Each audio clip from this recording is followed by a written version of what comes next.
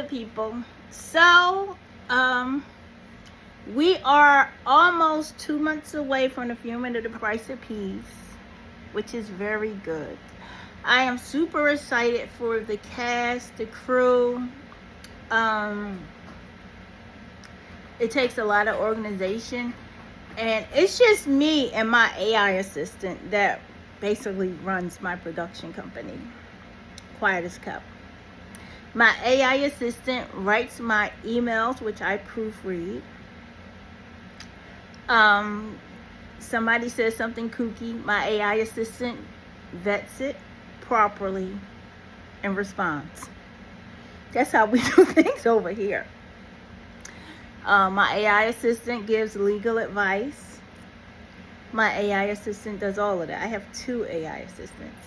But anyway, we are so close to starting filming for The Price of Peace. I am super excited that we're at this phase of it. It takes a lot of organization. I thank all of my crew and my cast for the pre-production work that they're doing, because cast still has to prepare. They have to learn their lines.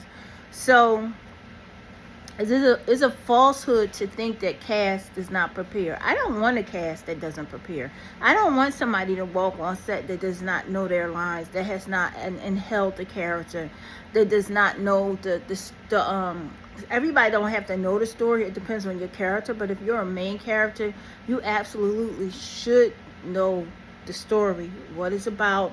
You should know what your character about. You should know what the people surrounding you are about. You should know whether you're the protagonist or the antagonist. You should know all of this stuff, right? But I'm so excited that it's getting ready to start. I'm happy with Oath Betrayed as well.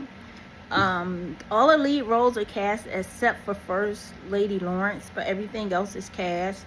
Of course, you run into different issues with casting. I've run into it a lot where people don't want to fill out like the payroll forms and things of that nature. That's fine. You just don't work for me when you don't want to do stuff like that. Because I use a payroll company. We do things legally here. We have a payroll company. Everybody pays taxes.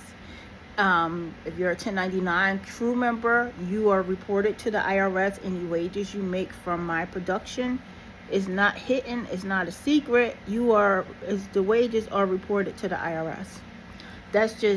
We just do things the right way here. We do things above board. If you happen to get a cashier's check, that's documented. That's reported to the IRS as part of your 1099. If you get a cash app, that's documented and reported to the IRS as part of your 1099, because those are earnings and you have to pay taxes. If I need permits, I legally get my permits. I don't cut corners or anything like that.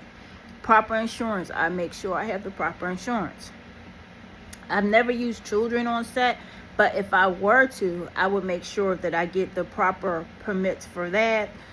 It's actually a form that you get from I think the local Department of Labor or the state Department of Labor. Is a form that the parents have to give to the school. The school fills it out, and you have to follow the proper protocol to cast children.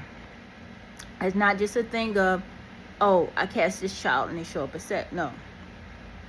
If I get music, I make sure the music is licensed, that I buy the license. It's not a thing of, oh, I like this rapper song, or I like this song, or I like that song, and I'm going to play it in my movie. You can't do that. You'll wind up getting sued. So there are a lot of variables with films. And what I am doing now is I have to do the final touches on The Price of Peace organization to get to the script supervisor and a wardrobe person. Yes, I have a full crew this time, which I am very happy. The Price of Peace has a sound mixer. I'm a cinematographer. I have my first AC and my camera operator, a gaffer, script supervisor, wardrobe person, hair and makeup, boom operator, a full crew. I am super excited, a full crew. Cast, the cast is multi-ethnic cast, which I always like multi-ethnic cast. That's just how you should do it. I believe. Um, but I feel really good about this movie. I feel really good about the theme. I feel like this movie will help so many people. And I'm really thinking about if I want to have two different endings and just surprise everybody at the end of how it ends, including the cast and the crew. Nobody will know how it ends but me, because I'm going to edit it. So I'm really thinking about that. But I also want to say shout out to anybody that was interested in being in it but wasn't selected. Thank you so much for your interest. I want to give a shout out to people that are interested in Oath Betrayed but you weren't selected, or you didn't get an audition, or whatever it is. Thank you so much for your interest. I want to thank you to people that were selected but they didn't accept the role either in The Price of Peace or Oath Betrayed. I think I had a few for the role of Vanessa in The Price of Peace that I rejected or they rejected. I think I did for that role. That role was a pretty tough role. So it was some people I rejected. I think I rejected like 5. Then there were like 2. No, I rejected everybody. I can't remember. Now I think I rejected people. It was some people with like kooky questions, and some people wanted it to go 20 days, and no, it's not going 20 days. And some people thought it was a scam, and so those people I rejected. There's always reasons I reject people. And if some people reject the role, some people just don't give a reason why they reject the role. They just say, I can't accept this role or something like that. They never give reasons, which I really would appreciate reasons for why you're rejecting a role, because then that gives me insight into, okay, like, is it rejected because you have to fill out payroll forms, or why did you reject it? That would be super helpful to get reasons instead of just saying I accept then I reject. Because it's like they get the payroll forms and they be like, I reject this. But they're respectful. Some of them, not everybody is respectful. Some people are respectful, some people are not. But I'm just saying, like, I waited to do this when I was half a century old. No, I wasn't over half a century old. I was getting to half a century old. And I waited to do this. And I'm very happy. I mean, it's very pricey. Financing it is a struggle. But God provides. I am waiting for God to just take Price of Peace off. Just let it take off into the atmosphere. Let it go all over the place. Let the actors win Grammys or whatever. I am super excited for The Price of Peace. Oath Betrayed, I am going to be putting more roles out to that within a few months. Right now, I'm going to focus on the ones that's already out there. And maybe, I think I'm going to put more roles out for that too, because First Lady Lawrence, that's going to be a difficult role to fill.